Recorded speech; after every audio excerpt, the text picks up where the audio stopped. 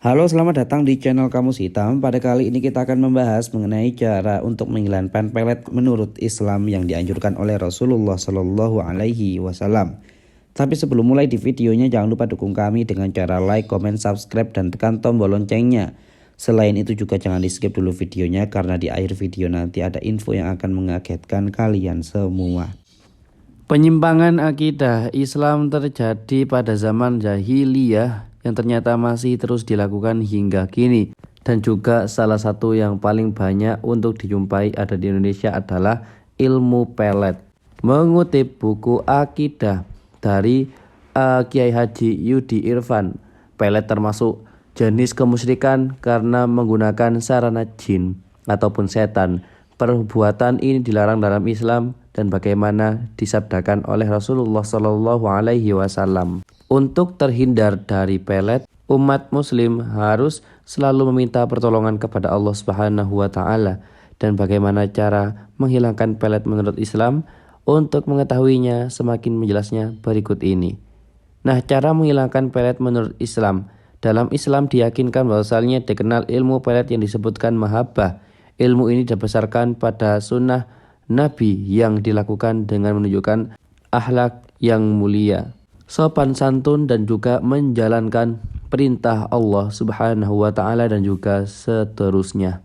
Dan dengan beramal soleh seseorang akan jatuh cinta dengan sendirinya. Dan menurut Buya Yahya, dalam ceramah singkatnya, pelet jenis ini diperbolehkan dalam Islam. Namun pelet yang dilakukan dengan bantuan dukun, jin ataupun setan adalah jenis diharamkan dalam Islam, dan perbuatan ini dibenci oleh Allah Subhanahu wa taala karena bisa mendatangkan kesyirikan.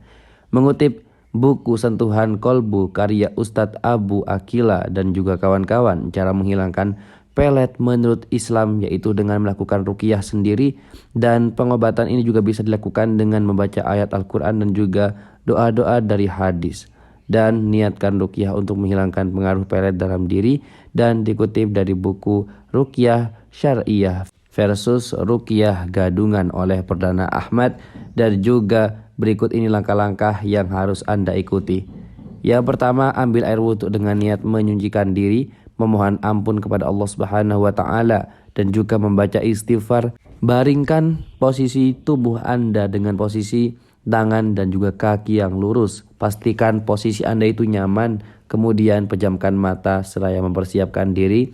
Bacalah surat Al-Falaq, An-Nas, dan juga Al-Ikhlas, dan dibaca masing-masing 3 kali. Setelah itu, setel murotal dan juga bacaan Al-Quran, ruqyah dalam bentuk kaset ataupun video YouTube.